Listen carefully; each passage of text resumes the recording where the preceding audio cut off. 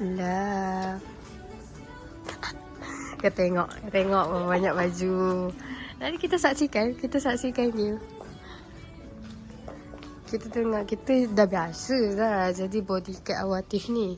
Teman dia pergi merata. Ya. Ha. Ni pakai waktu malam. Cantik. Tak panas kan? Selit semua. Panas lah weh. Kau rasa dalam dia weh. Panas. Rasa. Panas. Ni kalau pakai malam. Kau tak nak Tak. panas? Taklah baju. Bodoh. Semua sweatshirt dia. Dalam dia semua panas-panas. Hi guys, welcome back to rancangan Dah Teman Awatif ke belum? Kita orang sekarang dekat H&M. Teman Awatif shopping. And then kita just tengok-tengok je. I don't have the money. Oh my god, this one is section underwear and... Jangan sebut nama dia. Don't say his name. Don't say her name. No. Cantiknya dia punya stocking. Wow, aesthetic. Nak bra baru. Mak, nak spender baru juga.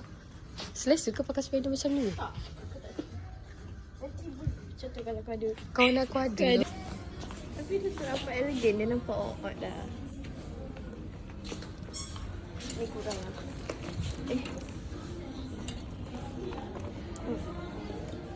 Dah ada seluar. Baju dah pilih. Lepas tu kata tak kena untuk kelas.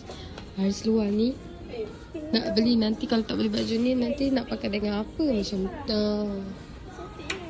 Glossy.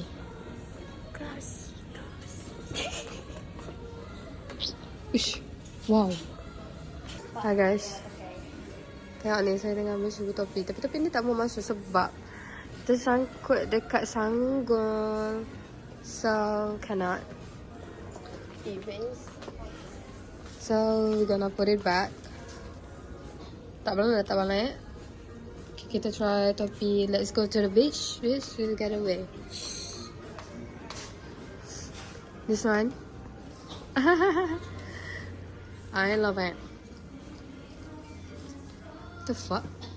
Bodoh sial. Jom guys, pergi pantai. Kau tengok Tengok apa? Ni, mana aku tak cari beg.